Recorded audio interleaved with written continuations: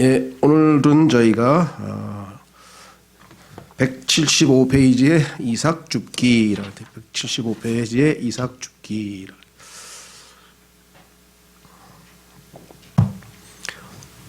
우리가 그 일반적으로 추수를 할 때 보면은 처음에 첫 열매들을 추수하는 게 있고, 그 다음에 이제 수확 메인 하비스트라고 그러죠. 그러니까 이제 본격적인 수확이 있고, 그 다음에 맨 끝에 이제 떨어진 나머지 이삭 줍기. 그래서 토마토도 그렇고 포도도 그렇고 이렇게 세 번에 걸친 수확이 있는데, 중요한 수확은 교회 시대의 성도들의 휴거라 그랬고, 그다음에 첫 열매들은 구약 성도들의 휴거라 그랬고, 그다음에 이삭 줍기는 환난 성도들의 휴거라 그랬습니다. 세 번에 걸쳐서 성경에서 하나님께서 위로 올라오라라는 음성을 들려주셨는데, 그것은 바로 이 세 번에 걸친 휴거와 관련이 있다라고 말씀을 드렸었죠. 그래서 구약 성도들을 휴거를 예표하는 사람이 있었고, 그 다음에 신약 성도들의 휴거를 예표하는 사람이 있었고, 그 다음에 환난 때, 이렇게 해서 환난 때에는 모세와 엘리야라고 하는 두 사람이 계시록에 보면은 하늘로부터 내려와서 마지막 시대에 복음을 전하고, 그렇죠. 그것을 영원한 복음이라는데, 복음을 전하고 하늘 왕국의 복음을 전하고 나서 이제 순교당하고 목이 베어 잘렸죠. 그들이 하나님께서 부르셔서 휴거해서 올라가는 장면이 나오죠. 그래서 교회 시대의 휴거가 아닌 환난 시대의 환난 성도의 휴거를 이삭 줍기라고 하는 세 번째 그 수학의 추수에 비유해서 설명을 했다, 이렇게 말씀을 드렸습니다. 그래서 여기에 관련된 내용을 우리가 교재를 통해서 확인해 보도록 하겠습니다. 자, 175페이지 이삭 줍기라 그랬는데요. 흰 예복을 차려입은 이 사람들은 누구냐, 또 그들이 어디에서 왔느냐. 이게 계시록에서 질문하는 건데, 바로 이 흰 옷을 입고 온 사람들이 환난 성도였죠. 자, 우리는 제 1장에서 하나님의 첫째 부활이, 성경에 보면은 첫째 부활이라는 용어가 나오는데, 이것은 구원받은 모든 사람들을 총칭해서 첫째 부활에 참여한 자라. 세 부류가 있죠. 구약 성도가 있고, 신약 성도가 있고, 환난 성도가 있고. 그래서 이 첫째 부활이 추수, 수확과 관련되어 있음을 살펴보았다. 우리는 또한 첫 열매들과 본 추수가 대환난 전에 있음을 살펴보았다. 첫 열매들은 에베소서 4장에 보면 예수님께서 승천하실 때에 포로들을 사로잡아 올라갔다고 성경에 써 있죠. 그게 구약 성도들이었고요. 그다음에 이제 휴거가 이제 조금 있으면 있을 것이고요. 자, 그다음에 이제 세 번째 대환난 전에 있음을 살펴보았다. 이제 남은 것은 야곱의 고난 기간 중 회심하게 될 성도들, 죽은 자와 산 자의 휴거이다. 이 이삭 줍기는 땅의 수확물의 추수라고도 부른다. 자, 그래서 유대인들이 환난 때 끝까지 견디고 짐승의 표를 받지 아니하고, 그 다음에 짐승의 형상에 절하지 아니한 그러한 신실한 자들을 주님께서 이제 데리고 올라가시는 것을 얘기합니다. 이것이 환난 성도들의 휴거라는 몇 가지 증거가 있다. 첫째, 다음 구절을 보자. 그게 계시록 6장 11절인데요. 그분께서 그들에게 각각 흰 예복을 주시며 또 그들의 동료 종들과 형제들도 그들처럼 죽임을 당해 그 수가 차기까지 그들이 아직 조금 더 안식해야 한다고 그들에게 말씀하시더라. 계시록 6장 11절에 왜 우리를 빨리 저기 안 해주냐, 왜 우리가 여전히 지하에 있는 이 낙원에서 기다려야 하느냐, 우리 빨리 왜 안 데리고 올라가느냐, 왜 원수 안 갚아주냐, 이렇게 하는 것에 대한 기도에 대한 응답으로 이렇게 얘기를 하셨죠. 이 구절에서 흰 옷은 순교당한 자들에게 주어지는데, 이 순교자들은 희생제단 아래에 있다고 한다. 계시록 6장에 써 있죠. 그런데 계시록 7장 9절에서 14절에 보니 그들은 하늘에 있다. 분명히 지하에 있는 소위 말하면 낙원에 있었는데 어느 날 보니까 하늘로 올라가 있어요. 그렇다면 이들이 휴거됐다는 얘기죠. 그래서 우리는 이들이 환난 성도였구나라고 하는 것을 확인해 볼 수 있고요. 두 번째 근거는 이 속량받은 무리는 자신의 예복을 씻었다고 한다. 계시록 7장 14절에 보니까 내가 그에게 이르되 장로여 당신이 아시나이다 하니 너희들은 누구냐 그랬더니 아시지 않습니까? 그가 내게 이르되 이들은 큰 환난에서 나와 자기 예복을 씻고 어린 양의 피로 그것을 희게 한 자들이니라. 여기 환난에서 나왔다고 써 있죠. 그러니까 우리는 환난 성도다. 교회 성도가 아니죠. 교회는 이미 휴거되고 없죠. 자, 현대 번역본들과 대다수의 주석가들은 이 구절을 삭제하여 각 개인에 의한 씻음이라는 구원의 요구 조건을 없앴다. 자, 이것이 신약 시대의 교회 성도들의 구원이 아니라 다른 구원인데, 이건 환난 때에 대한 얘기인데, 한 가지밖에 모르는 사람은 이게 뭔가 좀 이상한데 싶어서 자기들이 가지고 있는 구원의 교리와 맞지 않기 때문에 성경에 여기 나와 있는 요구 조건을 없애었다 이 말이죠. 이는 하나님의 말씀을 자신들의 제한된 이해력에 일치시키려는 시도에 불과하다. 교회 시대의 성도들에게는 예수 그리스도의 순수하고 점 없는 의가 주어졌으므로, 선물로 주어졌죠. 믿음에 의해서. 이들 피상적인 성경 교사들은 어느 시대에나 모두가 동일한 방식으로 의롭게 된다고 생각하는 것이다. 하나님의 경륜은 시대에 따라 바뀌죠. 에덴 동산에서는 행위에 의한 구원이죠. 왜냐하면 선과 악의 지식의 나무를 먹지 말라 그랬잖아요. 그래서 그 행위에 근거해서 순종하느냐 안 하느냐에 따라서 결정이 되는 것이고, 그래서 율법 시대에는 율법을 지키느냐 안 지키느냐 이렇게 해서 모든 그 하나님께서 정하신 기준이 달라지는데 똑같다고만 생각하니까 이런 이야기가 생긴다. 그래서 하나님은 하나님의 말씀을 올바로 나누어서 공부하라 이렇게 분명히 얘기했죠. 자, 이들은 성경이 라오디게아 시대의 전형적인 신약자들과 일치하지 않는다고 성경을 비난할 자들이다. 문제의 초점은 환난 성도들은 스스로를 더럽혀지지 않도록 지켜야 하며 행위가 요구되죠. 이러한 행동으로 인해 박해를 받아 처형당하게 될 것이라는 점이다. 그렇죠. 처형 순교자가 엄청나게 나온다고 말했죠. 짐승의 표를 받지 않으면 당연히 죽죠. 또 형상에게 절하지 않으면 당연히 죽죠. 그러니까 얼마나 많은 사람들이 믿음을 지키기 위해서 끝까지 견디면서 죽겠습니까? 따라서 옷을 씻는 행위란 교회에게 주어진 그 영예를 환난 성도들이 스스로 얻게 될 때 그들을 위한 보상의 척도가 될 것이다. 또한 주목해야 될 것은 이 무리가 성전에서 섬기면서 왕좌 앞에 있다는 사실이다. 올라가서 보니까 성전에서 왕좌 앞에 서 있는 모습을 계시록에서 보여줬죠. 교회의 몫인 새 예루살렘에는 성전이 없는 반면 환난 성도들의 몫인 지상 왕국에는 성전이 있음을 주목해야 된다.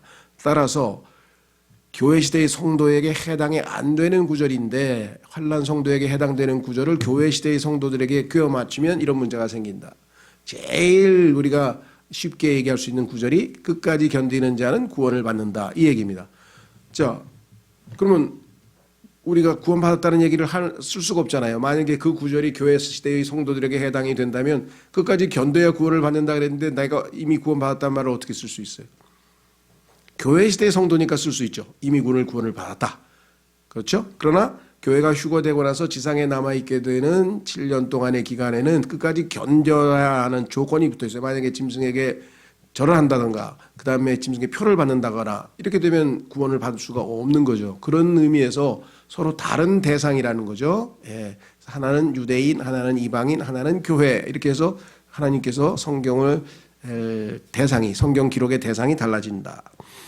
세 번째 근거는 14만 4천 명의 증인들은 그들의 사역을 시작하기 전에 인을 받게 되므로 그들의 임무가 완성될 때까지는 죽거나 죽임당할 수 없다. 이게 무슨 소리냐?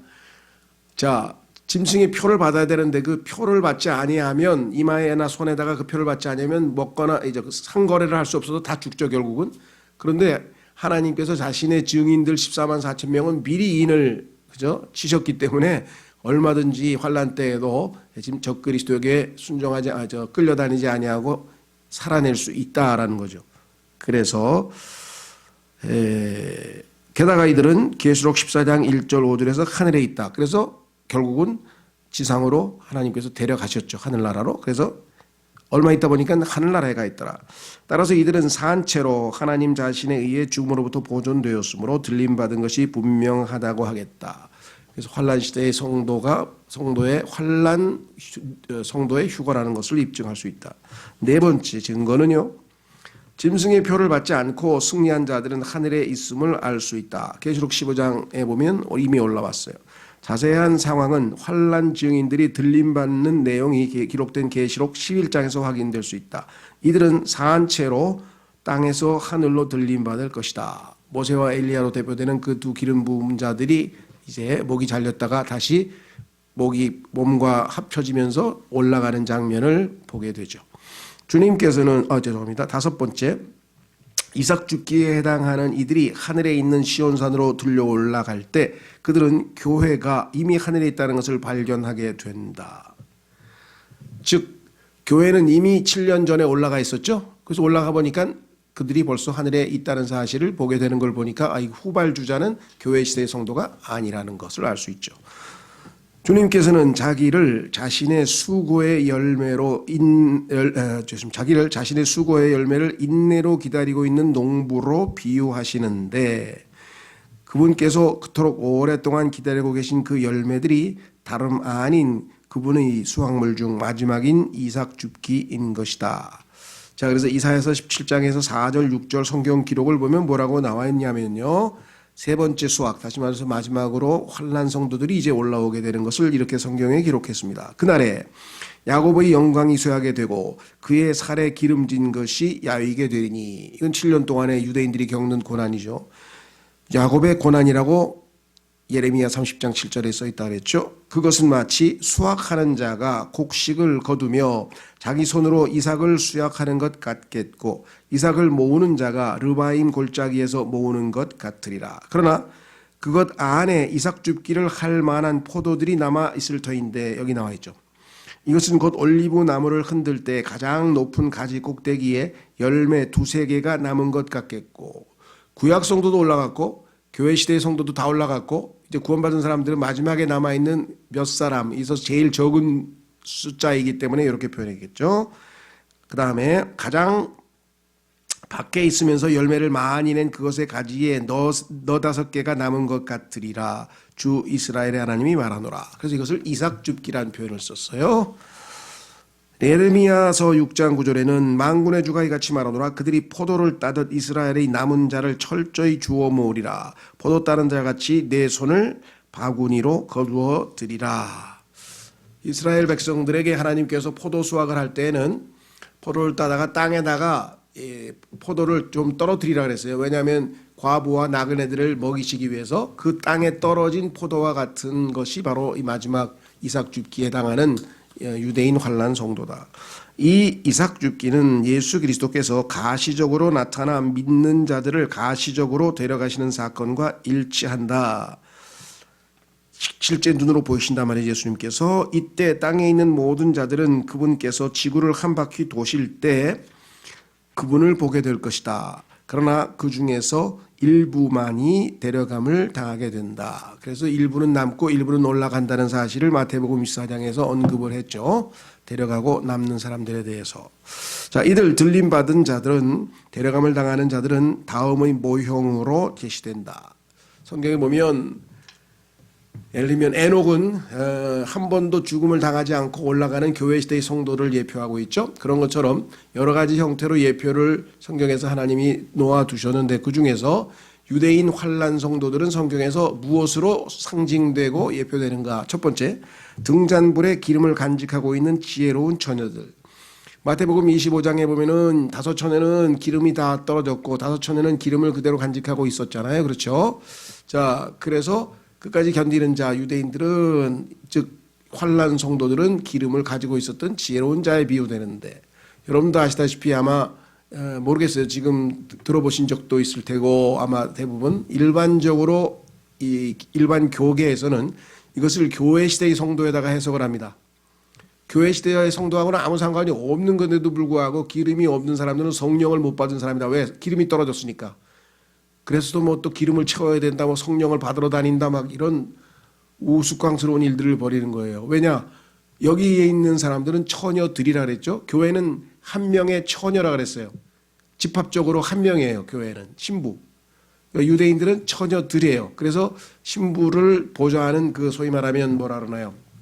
들러리들, 하객들에 해당되는데 그 중에서 5은 휴거되고 다섯은 남게 되는 거죠. 왜? 여기 나와 있는 것처럼 지혜롭지 못했기 때문에. 두 번째, 자신들을 지켜 정결을 유지하는 의로운 자들. 그래서 이 소위 말하면 동정들이라고 계시록 14장에 나와 있죠. 세 번째, 그분의 재림을 기다리고 있는 자들. 그래서 유대인들 중에서 환란 때에도 끝까지 믿음을 지키는 자들을 이렇게 세 가지로 성경에서 이미 설명을 해놓았다. 이 모든 구절들은 환란 성도들이 일정한 조건을 갖추어야 한다는 사실과 그렇지 못할 경우 이삭 죽기 때, 즉 마지막 예수님이 재림하기 직전에 그대로 뒤에 남게 될 것을 보여주고 있다. 이들 구절들은 문맥에서 벗어나 그리스도의 몸된 교회에 잘못 적용되기도 한다. 제가 말씀드렸죠. 마태복음 25장에 나와 있는 기름 열 처녀 비유를 전부 교회 시대 성도에다 갖다 비유해가지고 아주 성경의 기본 원칙을 깨버리는 거죠. 여기 나와요. 잘못 적용되기도 한다. 신약의 그리스도인이 구원을 잃어버릴 수 있다거나 휴거되지 못하고 있다고 가르치기 위해 잘못 사용되고 있는 성경 구절들은 한결같이 환란 시대에 적용될 구절이라는 사실에 반드시 주목하기 바란다. 그래서 하나님께서는 하나님의 말씀을 올바로 나누라 그랬잖아요. 교회 시대 성도에 해당하지 않은 구절을 교회 시대에다 성도에다 해석을 하니까 문제가 생기죠. 우리는 앞서 믿는 그리스도인이 선한 행위를 유지하는 데 실패할 경우 그리스도의 심판석에서 보상을 잃는 대가를 치르게 될 것을 살펴본 바 있다. 구원은 잃어버릴 수 없어요. 선물로 주신 거기 때문에. 그러나 보상을 받지는 못한다는 거죠. 우리 그리스도인들은. 그러네 이번에는 보세요. 이번에는 즉 환란 때에는 선한 행위를 유지하는 데 실패하고 짐승의 표를 받는 자들이 환란 성도의 휴거를 놓치고 어린 양 혼인식에 참석을 못하게 된다는 사실을 강조하고자 한다. 쉽게 얘기하면 그리스도인들이 신앙생활에서 실패하는 것은 비행기 안에서 넘어지는 거예요. 그래 비행기 안에 그대로 있어요. 넘어졌어도. 그렇죠. 그런데 환란 때의 성도가 만약에 짐승의 표를 받는 것은 이건 비행기 밖으로 떨어지는 거예요. 그러니까 영원한 심판에서 벗어나지 못하는. 그건 교회 시대의 성도가 의인이 7번 넘어져서 일어날 수 있다고 하는 이것은 얼마나 우리에게 복된 일인지 모른다는 거죠. 환란 성도를 불러 하늘로 데려가는 사건은 재림 직전에 있게 되며, 그렇죠. 예수님께서 이들을 데리고 올라간 다음에 이제 왕으로 직접 내려오시죠. 흰말 타고. 이때 이방의 군대들은 무기또에 모여들 것이다. 무기또라고 하는 것은 이제 좀 이따가 뒤에 보면 또 설명이 나오는데요. 우리로 치면 이런 겁니다. 그 서해안에서 그죠 동해안까지를 가로지르는 협곡이 있어요. 즉 이스라엘이 지중해로부터 사해에 이르기까지 협곡이 있는데 그것을 무기또 골짜기라고 하는데 여기에 무기또는 아마겟돈하고 똑같은 말인데요. 같은 지역인데요. 아마겟돈은 베어버린다는 뜻이고 무기또는 군대라는 뜻. 군대. 그러니까 군대들이 모여서 베어버리는 즉 소위 말하면 요번에 그 누가 아마겟돈이라는 말을 썼나요? 바이든이라는 대통령이 있었죠. 예. 이 전 세계 지금 우크라이나 전쟁 그 이후에 뭐 닥쳐올 모든 것들을 보면서 뭐 아마겟돈 전쟁 뭐 운운하면서 핵 전쟁이 터지면 아마겟돈이 어쩌다 하면서 성경을 인용했는데 그거하고는 전혀 차원이 다릅니다. 교회 시대에 휴거되고 나서 7년간의 이스라엘의 어떤 고난, 야곱의 고난의 시대가 끝나고 마지막 예수님이 재림하시면서 모든 적 그리스도의 휘하의 군대들을 몰살시키는 그게 아마겟돈 전쟁이죠. 무기또. 그 계시록 16장 16절에 있습니다. 들림받는 자들은 어린 양의 혼인식에 참여할 것이며 당연하죠. 위에 올라갔으니까 신랑과 동행하는 처녀들로서의 지위를 누리게 될 것이다. 아까 말씀을 드렸습니다.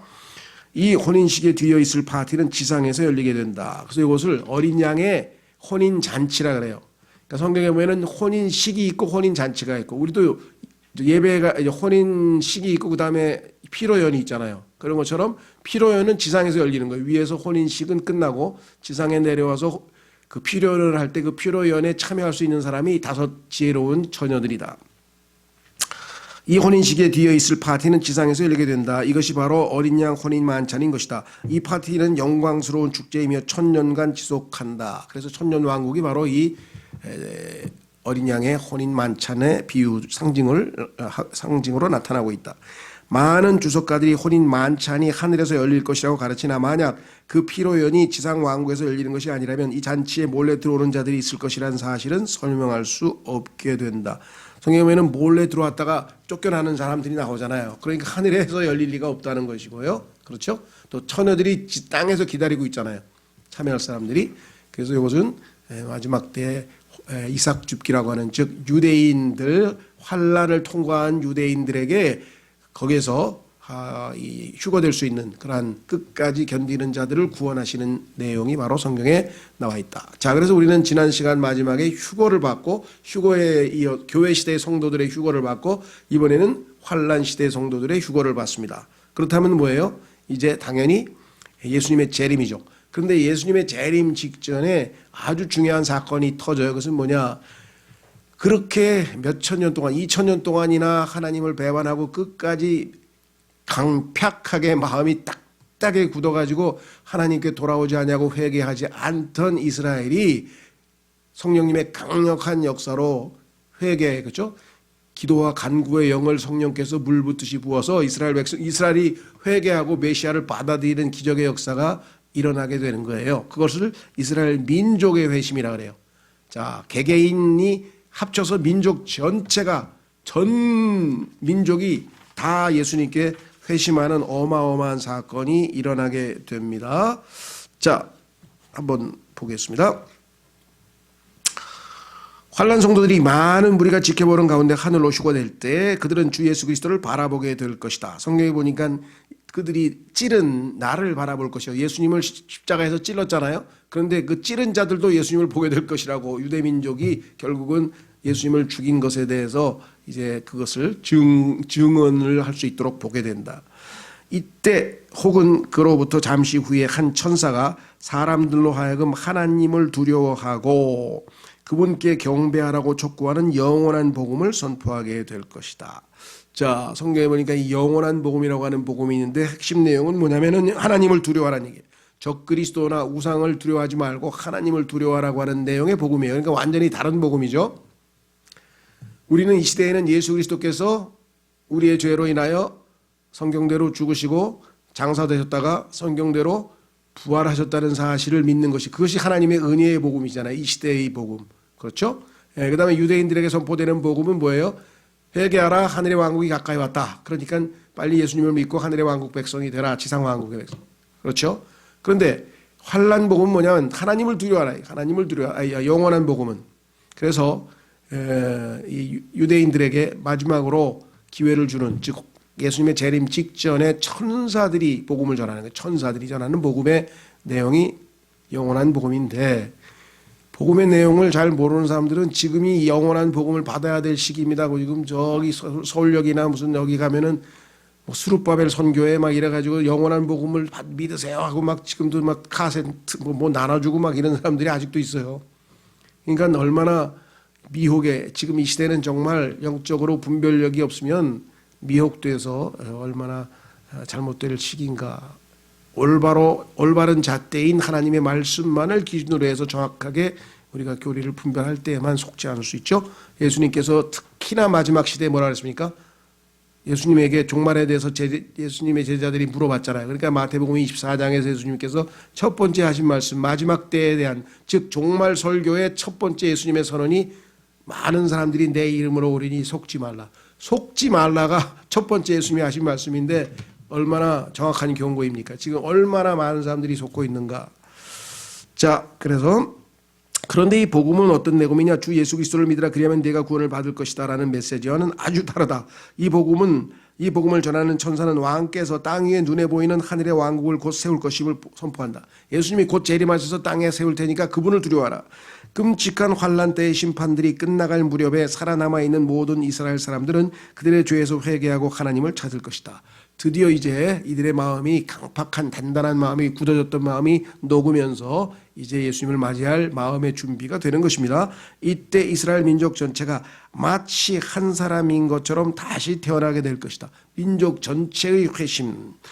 이 회심은 전적으로 하나님의 역사로 이루어진다. 이때 이스라엘은 용서를 받게 되고, 자, 이스라엘은, 우리는 뭐예요? 이미 예수님을 믿는 순간에 용서받았죠? 근데 이스라엘은 계속해서 지금까지 2000년 동안을 이스라엘 민족은 예수님을 거부해서 용서를 못 받은 상태인데 드디어 돌아섰어요. 그래서 용서를 받고, 두 번째 정결케 되고, 세 번째 칭의, 의롭게 되고, 그 다음에 죄들이 지워진다. 사도행전 3장 19절에서 예수님이 오시면 그들의 죄들이 지워질 것이라는 예언이 나와 있죠. 그 다음에 불법이 제거된다라고 했고요. 그 다음에는 믿음이 아니고 마음입니다. 고치십시오. 마음과 생각. 마음과 생각에 하나님의 율법이 기록되는 축복을 받는다. 이렇게 써 있어요. 그러니까 돌판으로 받은 율법이 아니라 뭐 시내산에서 받은 율법과는 달리 이제 마음에 새겨지는 성령에 의해서. 그런데 이스라엘이 받게 될 이 축복들을 빼앗아 교회 시대 성도들에게 적용함으로 인해 엄청난 해악이 발생했다. 아까도 말씀드렸죠. 교회에 해당 안 되는 끝까지 견디는 자는 구원을 받는다든가 뭐 이런 것들이 해당하는 겁니다. 비록 이들 축복들이 그리스도인들이 받는 축복과 짝을 이루기는 하나 이들 성경 구절들의 문맥은 신약 그리스도인들에게 주어진 바울의 교리들과 조화를 이루지 못하고 있음을 주목해야 한다. 그렇죠. 우리는 예수 그리스도를 믿고 구원받잖아요. 근데 이 사람들은 어떻게 해요? 끝까지 견뎌야 구원을 받는다 이 말이죠. 그러니까 내용이 다르다 이거죠. 그래서 이것을 조심해야 됩니다. 필자 외에 또 다른 누가 내 의견에 동조할지는 모르겠다. 내 생각으로는 한 민족 전체가 한날에 회심할 수 있다는 것이야말로 성경에 나와 있는 가장 큰 기적이 아닐 수 없다. 하루에 민족 전체가 다 회개라는 거예요. 이건 뭐 세계적인 부흥이죠. 평양 대부흥에도 있고 뭐 우리나라 빌리그레함이 왔을 그렇죠. 빌리그레함이 왔을 때 여의도에서 뭐 모르겠어요. 뭐 10만 명이 뭐 회심을 했다든가. 난 정확한 내용은 모르겠습니다만은 그런데 이거는 민족 전체가 하루에 하나님께서 얼마나 강력하게 7년 동안 준비를 시켰는지 7년 동안의 고난 끝에 마음이 많이 낮아지고 성령께서 기도와 간구의 영을 부어주시니까 하루에 그냥 민족 전체가 다 예수님을 받아들이며 메시아를 믿는 역사가 일어난다. 이러한 엄청난 일이 성경이 선언하고 있는 그대로 일어날 것인가를 의심하는 분이 혹 계시는가? 이런 일이 과연 있을까? 하루아침에 다 믿어? 그러나 우리는 이집트에서 9가지 재앙이 내려진 후 온 이스라엘 민족이 다 같이 자신의 문 기둥들에 어린 양의 피를 발라 하나님의 죽음의 사자들이 넘어갔고 결국 속박으로부터 구속받았음을 생각해 봐야 한다. 민족 전체가 유월절을 겪고 다 이집트에서 다 나왔잖아요. 그렇죠. 하나님께서 10번의 재앙을 통해서 이스라엘 백성들이 얼마나 마음이 낮아졌으면 모든 사람이 다 순종해서 출애굽을 했겠어요. 그런 것처럼 이때도 그렇게 될 것이다. 성경은 계시록의 7 호리병, 7 대접 그리고 7 나팔에 뒤이어 동일한 기적이 연출될 것을 말씀하고 있다. 출애굽 때와 같은 기적들이죠. 심판들, 물이 피가 된다든가 뭐 이런 것들. 그리하여 모든 이스라엘이 구원을 받으리라. 이것은 기록된 바 시온에서 구출자가 나와 구출자이신 예수님이죠. 야곱에게서 즉 이스라엘 민족에게서 경건치 아니한 것을 돌이키리니 내가 그들의 죄들을 제거할 때 드디어 유대인들의 죄가 이때 제거됩니다. 십자가에서 예수님께서 우리의 죄들을 제거하시는 어린 양으로 하나님의 어린 양으로 오셨는데 그 어린 양을 거부했기 때문에 이들의 죄는 이때 예수님을 어린 양이신 예수님을 받아들이는 이 순간에 제거된다. 이것이 그들을 향한 내 언약이니라 함과 같으니라. 이 언약이 두 번째 언약인데 신약인데요. 우리는 이미 신약 시대의 성도들입니다. 그런데 유대인들은 구약을 어기고 나서 신약을 거부해서 받아들이지 않았다가 이제서야 새로운 언약을 받아들이는 거예요. 이제서야. 하나님께서는 진노와 끔찍한 대환란 시기의 징계를 넘어서 목적을 가지고 계심을 기억하라. 70주는 정해져 있고 선택받은 백성은 끝내 안식을 찾을 것이다. 이게 이스라엘의 회심인데요. 자, 이것과 관련지어서 성경 구절 하나 보겠습니다. 자, 오늘날 이 시대에 소위 말하면 여러 가지 기독교의 다양한 종류가 있어요. 그래서 우리에게 일단 관심 있는 것은 적어도 복음주의자들, 즉 예수 그리스도를 믿고 구원받은 하나님의 자녀들이 우리에게 관심 대상이죠. 일단은 뭐 자유주의자라든가 뭐 이런 걸 다 일단 제외하고, 그런데 그 구원받은 사람들 중에서도 소위 말하면 보수적 신앙을 가지고 있는 사람들 중에서도 이 소위 말하면 누굽니까? 장로교를 포함해서 이 언약 신약을 추종하는 사람들의 경우에는 이스라엘이 민족이 회심해서 예수 그리스도를 메시아로 받아들여서 이 지상의 천년 왕국이 실제로 세워진다.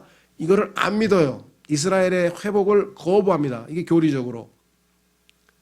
그게 장로교나 소위 언약 신약 개혁주의자들의 요한계시록을 바라보는 시각이에요.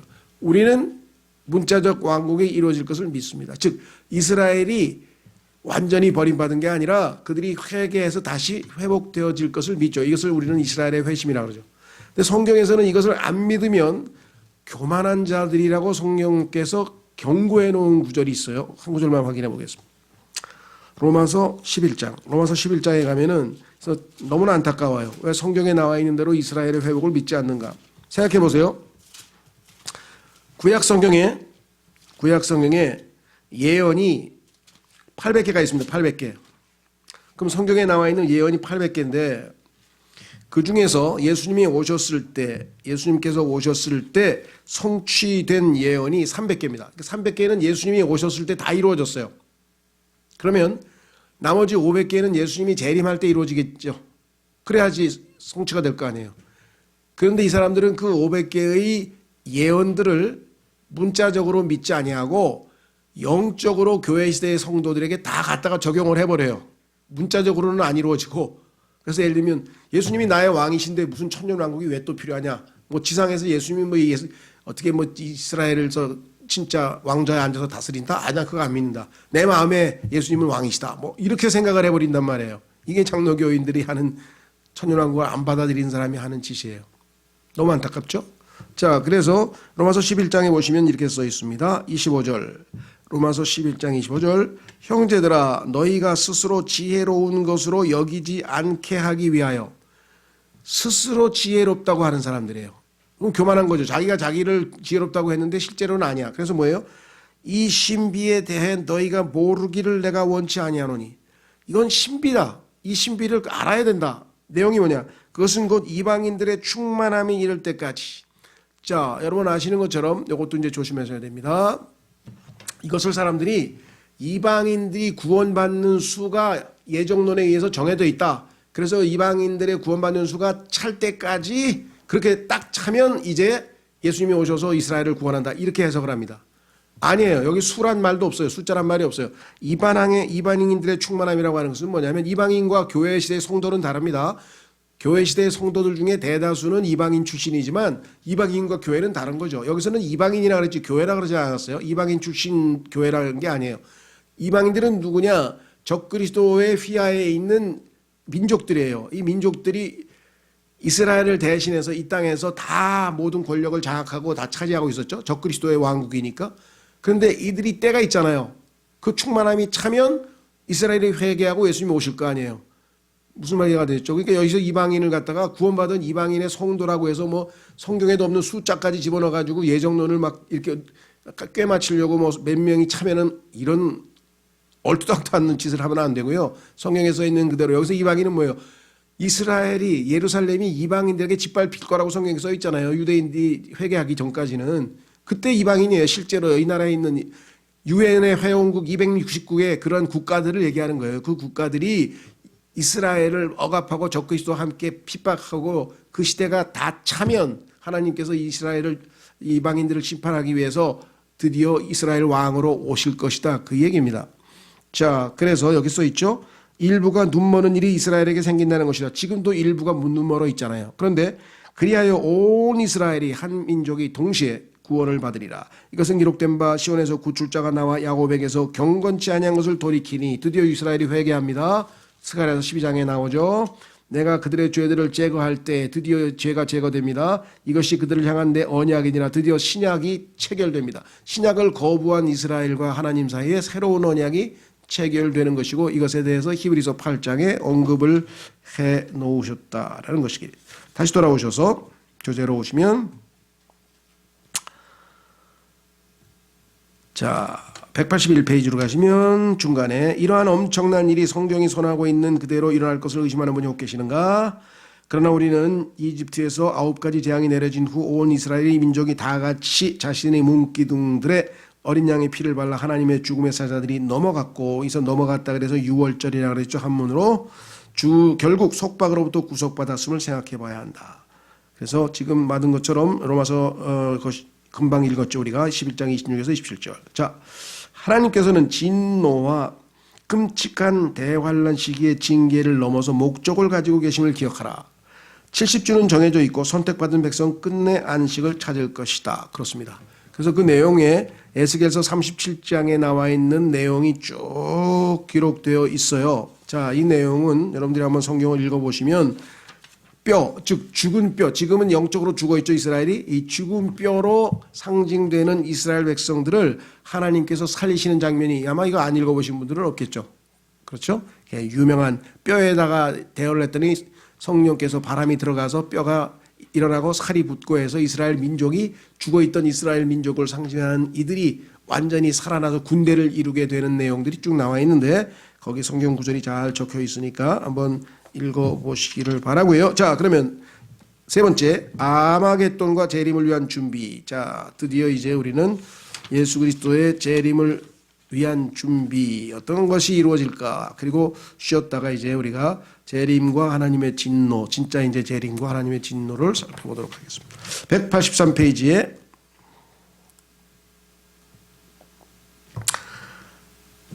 거기 1929년 12월 23일 뉴욕타임즈에서 윌 로저스라는 사람이 쓴 글에 보니까 아주 상징적으로 재미있는 말이 써 있네요. 그럼에도 불구하고 당신은 문명은 발전하지 않는다라고 말할 수 없다.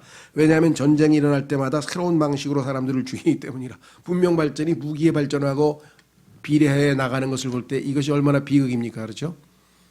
지금도 핵폭탄 하나로 뭐 어마어마한 도시 하나를 없애버릴 수 있잖아요. 그렇죠? 마지막 때가 다가왔다. 세상 사람들은 이 날이 온다는 사실을 막연하게 아니면 잊고 살거나 생각하기도 싫어하실지 모르겠지만 성경에는 분명하게 시작이 있으면 끝이 있다. 알파 오메가라고 성경에 보면 말씀하셨어요. 바벨론 시스템은 역사상 가장 큰 지진에 의해 파괴되었다. 바벨론의 시스템은요, 종교적 시스템이 있고 정치 경제적 시스템이 있다고 그랬었죠. 그래서 17장 18장에서 이 두 시스템이, 즉 적그리스도가 이 세상을 운영하는 시스템, 세계의 시스템이 다 이제 하나님의 심판을 받았다. 만군의 주가 이같이 말하노라. 조금 있으면 내가 아직 한 번 더 하늘들과 땅과 바다와 육지를 흔들리라. 이때 마지막 때 있게 될 천기, 하늘의 현상들, 또 내가 모든 민족들을 흔들 터인즉, 아까 얘기했죠. 이방인들이 심판을 받는다고. 모든 민족들의 바라는 바가 이르리니, 모든 민족들이 바라는 바가 누구냐? 예수 그리스도. 디자이어라. 내가 이 집을 영광으로 채우리라. 만군의 주가 말하노라. 예수님의 타이틀이 모든 민족들이 바라는 바에게 뭐예요? 사실 민족들은 적그리스도가 예수님인 줄 알고 지금 착각해서 믿고 있는 거 아니겠어요?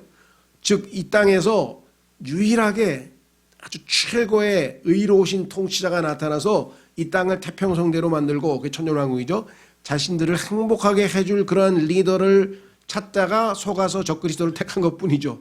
그러니까 그들의 갈망이 채워지지를 않았죠. 적그리스도에 의해서. 예수님이 바로 그들이 desire, 갈망하는 바가 바로 예수님이시다. 그분이 오신다. 얼마나 안타깝습니까? 이 세상 사람들이 꿈꾸는 게 뭐예요? 동양 사람들은 무릉도원을 꿈꿨어요. 죄도 없고 시기도 없고 질투도 없고 사랑이 넘치고 아름다운, 아주 아름다운 그곳 무릉도원. 서양 사람들도 옛날에 그리스 사람들은 아틀란티스라 그래가지고 옛날에 그런 나라가 있을 것이다 이렇게 했어요. 그렇죠? 로마 시대에는 아르카디아라고 불렀어요. 무릉도원을 아르카디아. 인류가 너무나 이걸 이상향이라고 그러죠. 그래 조금 있다가 중세 사람들은 유토피아라고 해서 유토피아, 이상향. 그렇죠? 예. 그러니까 뭐 무릉도원이라고 하든 유토피아라고 하든 이상향이라고 하든 뭐 요순시대라고 하든 아니면 태평성대라고 하든 인간들은 뭔가 아주 훌륭한 의로우신 왕이 다스리는 정말 좋은 세상, 그거 항상 꿈꾸고 있어요. 그거 해준다고 정치가가 나를 뽑아주면 해준다고 밤낮 해봐야 뭐 말도 안 되는 소리만 했죠. 그런데 적그리스도가 나타나니까 와 저런 사람이 어디 있어 하고 막 그 영웅에 대해서 그냥 진짜 영웅인 줄 알고 나폴레옹처럼 뭐 징기스칸이 확 이렇게 몰렸는데 알고 보니까 하나님을 대적하는 악한 자였잖아요. 진짜 그들이 바라는 바가 올 거예요. 근데 문제는 뭐예요? 그분을 거부했으니 얼마나 비참한 진세가 되겠어요. 자, 그래서 183페이지, 이 엄청난 지진이 일어날 때 이 땅의 우상 숭배자들은 동굴과 지하 대피시설 그리고 지하 피난처로 달려가 이 재앙에서부터 벗어나 보려고 할 것이다. 그러겠죠. 지진이 나면 뭐 도망치는 거죠. 이들 동굴에 거하게 될 자들은 형상과 거짓 신들을 두더지와 박쥐들에게 내던져서 이런 가증한 것들을 자기들이 갖고 있었다는 것을 주님께서 찾지 못하시기를 바랄 것이다. 이사야서에 보면요, 사람들이 다 자기들이 가지고 있는 우상 숭배 뭐 이런 것들 뭐 다 동굴에 던져가지고 자기는 우상 숭배 안 한 것처럼 죄를 숨기려고 할 것이라고 이사야서 써 있죠. 이 지진은 이삭 줍기와 동시에 일어날 것이며, 이삭 줍기 아시죠? 아까 이게 휴거가 딱 올라가는 순간에 이 땅에서는 지진이 터지는 거예요. 이때 예루살렘의 10분의 1이 무너지고 7천 명이 죽을 것이며 유대인 남은 자들은 영원한 복음에 순종할 것이다. 얼마나 두렵겠습니까? 뭐 오늘도 뭐 괴산인가 어디서 막 뭐 지진 터졌다고 막 문자가 오고 그러던데요. 뭐 세계 곳곳에서 이제 진짜 뭐 모르겠어요. 지진계로 잴 수나 있을랜가. 한 지금은 뭐 9까지인가밖에 안 되죠. 9 넘어가면 잴 수도 없잖아요. 뭐 10, 12 정도 넘어가는 어마어마한 지진이 생겨서 예루살렘에서 보니까 7천 명이 지진으로 죽고 거기에 계시록에 써 있습니다. 천사가 끝이 왔다고 선포하죠. 또 다른 천사는 이 세상의 왕국들이 주의 왕국들이 되었음을 선언할 것이다. 그게 이제 이 세상이 누구의 왕국이 됐다고요? 예수님이 왕이 되셨다는 거 아니에요. 그러면 천년왕국이 시작이 되는 거니까 마지막을 선포하는 천사들의 선포가 있게 될 것이다. 그래서 이제 지금은 260개 UN 회원국, 그 다음에 회원 가입 안 한 나라가 있으면 한 300개쯤 되는데요. 이 지상에 있는 300개의 민족들이, 그래서 세상의 왕국들이잖아요. 여러 개가 있잖아요. 이 모든 세상의 왕국들이 이제 더 이상 세상의 왕국들이 아니고 누구예요? 주와 그리스도의 왕국들이라고 계시록 11장 15절에 써 있어요. 예수님 왕이 되는 거예요. 그들은 다 왕들을 죽이고, 자, 그래서 여기 뭐라고 써 있는가? 주의 왕국들이 됐음을 계시록 11장 15절에 선포했습니다. 아담은 지구를 다스릴 통치권을 받았으나, 여러분 아시죠? 아담을 하나님께서 왕으로 세웠죠. 이 땅에 있는 모든 것들을 지배하라고, 정복하라고. 또 다른, 죄송합니다. 에덴의 동산에서 이 통치권을 사탄에게 넘겨주었다. 어떻게 넘겨주었습니까? 예수님 먹지 말라고 하신 하나님의 음성 대신에 먹으라고 한 마귀의 말을 듣는 순간에 마귀가 그의 주인이 되어버렸죠. 그래서 예수님께서도 이것을 인정했습니다. 마귀가 이 세상의 주인이라는 것을 인정해서 나한테 절하면 이거 다 주겠다 했을 때 예수님이 그게 왜 네 거냐고 얘기를 못했어요. 왜? 아담에게 넘겨준 이 지구를, 이 땅을 아담이 팔아먹어가지고 넘겨줘 버렸기 때문에. 그래서 마귀가 이 세상 신이 되었다고 고린도후서 5장 4장에 써 있고요. 자기가 원하는 그 누구에게도 왕국을 줄 수 있었다. 그래서 예수님께 얘기했잖아요. 누가복음 4장에서 나한테 절만 하면, 나를 경배만 하면 주겠다. 그렇게 유혹을 했었죠. 예수님께서는 십자가에서 이 세상을 사셨고 핏값으로 사셨죠. 값을 치렀습니다. 이제 부활하신 후 자신이 온 땅의 소유권을 갖고 있음을 선언하였다. 하늘과 땅의 모든 권세를 나에게 주셨다고 하나님이. 그러니까 이미 값을 치렀다 이거예요. 이제 마귀는 주인이 아닙니다. 더 이상. 이방인들의 때에 관한 모든 예언들이 다 성취될 때 그리스도께서 이 땅과 그 정부를 소유하시고자 돌아오시게 될 것이다. 그래서 그의 어깨에 정부가 놓인다고 성경에 얘기했죠. 드디어 예수님이 우리가 기다리던 바로 그 왕이에요. 태평성대를 이끌어 가실 바로 그 왕으로 오시죠. 이것이 바로 하늘에서 외치는 선언문인 것이다. 그래서 계시록 11장 15절에 일곱째 천사가 마지막으로 외칩니다. 일곱째 천사가 나팔을 불매 하늘에 큰 음성들이 있어 이르되 이 세상 왕국들이 한 300개쯤 돼 모르겠어요. 지금 개수는. 왕국들이 우리 주와 그분의 그리스도의 왕국들이 되었고 그분께서 영원 무궁토록 통치하시리로다 하니, 이때 땅의 왕들은 무너진다. 그렇죠. 가짜 왕들은 다 무너지고, 왜냐하면 은혜는 오직 의를 통해서만 통치할 수 있기 때문이라. 로마서 5장 21절에 보면은 이 땅에서 은혜이신 예수님이 우리를 통치하려면 이 땅에 의로움이 있어야 돼요. 의. 그런데 이 땅에 있는 왕들은 다 불의한 왕들이잖아요. 그래서 그들이 통치할 수 없죠. 결국 정권은 태어나신 아들의 어깨 위에 놓이게 된다. 이게 이사야서 9장 6절에 써 있죠. 이 아들은 오래전 베들레헴에서 태어나신 분이다. 그래서 기적을 일으키는 영들이 나아가 왕들을 미혹하여 군대를 아마겟돈으로 모을 것이다. 이들을 이제 심판을 하고 예수님이 등극하셔야 될 거 아니겠어요? 그래서 아마겟돈 전쟁터로 이들을 모읍니다. 이들 세 동방의 왕은 마른 유프라테스 강을 건너 군대를 이끌고 올 것이다. 그건 성경에 써 있죠. 그래서 유프라테스 강을 건너서 이제 말을 몰고 2억의 군대가 오게 되는데, 이에 대해서 성경에 보면 뭐라고 말씀하셨는가? 예레미야가 바빌론의 멸망에 관해 예언을 끝마쳤을 때 그런 하나님께서 그에게 주신 말씀들을 담고 있는 책을 돌에 묶어 유프라테스 강 가운데로 던지라고 명령을 받은 바 있었다. 글쎄 성경 아마 읽어보신 분들 다 있으시겠죠. 예레미야 51장에 보면 이로써 이들 군대는 하나님의 말씀을 밟고 강을 건너게 되어 멸망을 초래하고 만다. 자, 얼마나 상징적이에요. 하나님의 말씀을 지금 강 바닥에다가 던져놨는데 적그리스도의 군대가 동방에서 이역의 군대가 올 때 그 하나님의 말씀을 말굽으로 짓밟고 오는 거예요. 그게 얼마나 큰 모독의 죄를 짓게 되느냐 이 말. 상징적으로 하나님께서 미리 대비해서 하나님을 모독하는 죄를 짓겠는데 그들의 목적지는 예루살렘이었으나 그들은 겨우 무기또 골짜기까지만 도달한다. 왜? 예루살렘을 예수님께서 지키고 계실 테니까. 바로 이것이 두 큰 무리가 전쟁을 위해 다윗의 성읍의 문 앞에서 전열을 갖추게 될 그것이다. 여기서 이제 마지막 세계 대전이 터지는 거죠. 어마어마한 전무후무한 아마겟돈. 그래서 사람들은 보면 정말 하면 무조건 아마겟돈이란 말을 쓰는데 아마겟돈이란 말이 무슨 뜻인지를 히브리어로 알고 베어지다는 거예요. 베어지다. 칼로 베어지다. 모조리 칼로, 예수님의 칼로, 말씀의 칼로, 입술에서 나오는 칼로 다 베어지는 거예요. 모조리. 그게 무슨 뜻인지를 알지도 못하면서 쓰죠. 한 무리는 동방의 왕들을 대표하고 또 한 무리는 바로 북방의 군대이다. 필자는 러시아, 독일, 중국, 일본 혹은 성경이 말씀하고 있지 않은 그 어떤 것도 언급하지 않았음을 주목하기 바란다.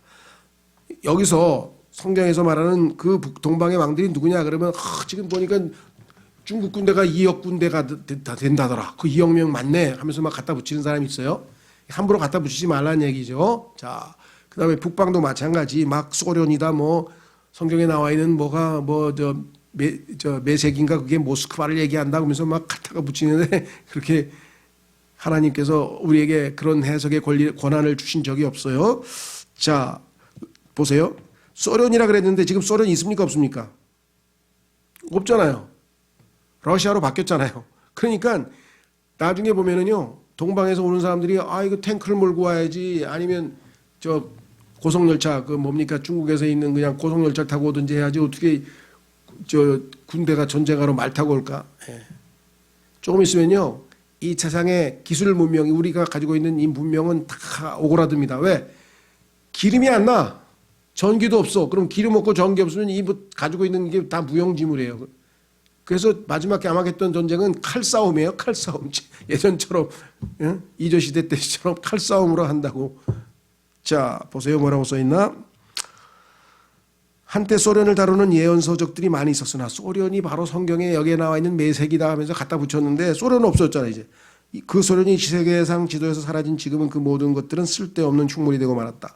황금, 해안, 콩고 및 기타 한때는 남아있던 지역들이 지도상에서 사라져버리고 역사의 한 페이지를 장식하고 있다. 그 얘기는 뭐냐면요. 예전에는 황금해안이란 말을 그런 용어를 안 써요. 콩고라는 나라가 있었는데 지금은 중앙아프리카 공화국의 이름이 다 바뀌었어요.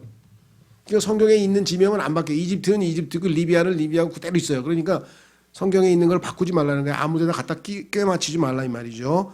하는 성경에서 메뚜기라 그랬는데 메뚜기라 그러면 그냥 놔두면 되지. 그거 뭐 헬리콥터라고 갖다 붙여 헬리콥터하고 메뚜기하고 왜 갖다 붙이느냐. 그럴 필요 없다. 뭐 그런 주옥이 있죠. 성경에 나오니까 이렇게 상징적으로 말한 게 아닐까 막 이렇게. 자 그래서요. 하나님께서는 이 땅의 지명을 결국은 자신의 말씀에 이치실 거꾸로 하나님이 다 이제 이 시대의 마지막 성경대로 다 되어버릴 테니까 그러므로 그분의 말씀을 현재의 지도에 끼워 맞추려 하지 말라. 이들 민족들과 군대들의 신호는 알려져 있지 않다. 그래서 이에 대해 온갖 억측들이 이들에 대해 난무하고 있으나 헛된 일이다. 억측이다 이 말이죠. 너는 그분의 말씀들에 더하지 말라. 그분께서 너를 책망하실 터인즉 네가 거짓말쟁이로 드러날까 염려하노라. 그러니까 함부로 성경을 꽤 맞추지 마라. 세상에 있는 일에다가 종말에 관해 중요한 신문 기사를 사용해 해석을 시도하는 자들은 자신들의 이론을 논리적으로 일관성 있게 견지하지 않는다. 여기다 꿰맞추고 저기다 꿰맞추고 막 아무렇게나 꿰맞추죠. 한때는 또 바코드가 666이라 그랬다가 또 뭐 조금 있다 보니까 또 다른 게 666이라 그랬다. 베리칩이 또 뭐 이제 뭐 무슨 짐승의 표라 그랬다가 짐승의 표라 짐승이 성경에 보니까 누구예요? 계시록 13장에 표범 아니에요. 그 표범 잘 보세요. 그 표에 있나 없나. 몸에 다 표가 있어요. 이렇게 딱 보면은 두 가지. 그렇죠. 이렇게 딱 보면은 입술 이 사람의 입술 모양으로 이렇게 까맣게 되고 중간에 한 줄이 있고 이렇게 쭉. 그렇죠? 성경에서 짐승의 표면 이 짐승의 표가 여기 다 나와 있는데 뭐 바코드에다가 뭐 이상한 걸 갖다 붙이냐. 자, 그래서 종말에 신문의 주요 기사를 사용해 해석을 시도하는 자들은 자신들의 이론을 논리적으로 일관성 있게 견지하지 않는다. 이들은 국경이 없어지고 민족 간의 구별이 제거되어 온 세상이 단 하나의 정부로 통합되는 날이 올 것을 경고하고 있다. 그런데 어째서 이들 왕들과 군대들의 신원을 확인한답시고 과거 역사에 존재하던 국경과 각 민족의 이름에 의존하고 있는 것일까? 조금 있으면 국경이 다 없어지고 전 세계를 하나로 통합해서 소위 말하는 누구죠? 소설가 이름도 잊어버렸네. 하여간 빅브라더라고 하는 유명한 1984년에 그 조지 오웰이라고 하는 사람이 쓴 소설에 나오는 그런 것처럼 적그리스도가 모든 걸 당취하는데 국경이고 민족이고 구분도 없어지는데 왜 옛날 지명에 있는 그 나라 이름들은 왜 거기다 갖다 억지로 꿰맞히느냐. 모순이다. 하나님께서는 구체적이고자 하실 때에는 구체적으로 말씀하시며 그렇지 않을 때에는 아무도 함부로 추측하지 못하게 하신다. 어린 양과 전쟁을 벌이는 10명의 왕들의 연합이 있게 될 터이나 성경에 써 있죠. 오늘날 이 시점에는 10명의 왕은 없다. 지난번에도 말씀드렸죠. 유럽에서 로마 시대의 로마 시대를 이루었던 그 나라들, 유럽에 있는 나라들이 유럽 경제 공동체라는 것을 만들어서 이 시가 10나라가 됐어요. 그랬더니 바로 여기가 10나라 나왔지 않냐니까 10나라. 근데 지금 EU가 26개국으로 됐어. 그럼 26개국은 성경에 어디 있어? 그러니까 그렇게 막 함부로 갖다가 꿰맞추면 안 된다는 거죠. 성경에 있는 그대로 믿으면 됩니다. 오늘날 시점에는 10명의 왕은 없다. 있더라도 오늘날 두각을 나타내는 큰 인물들은 아닐 것이다. 분명히 환란 기간 동안 이 땅의 정치 구도에는 획기적인 변화가 있을 것이며 이는 사람들이 예언을 하기 시작하기 전에 분명해질 것이다. 그래서 이들 10명의 왕은 예수님의 재림 시점에 예루살렘의 절반을 차지하고 있을 것이다. 성경이 예언되어 있는 그대로 주께서는 이들을 다 모아서 삼켜버릴 것이다. 그래서 결국은 모두가 다 예수 그리스도의 심판의 대상이 된다 그랬습니다.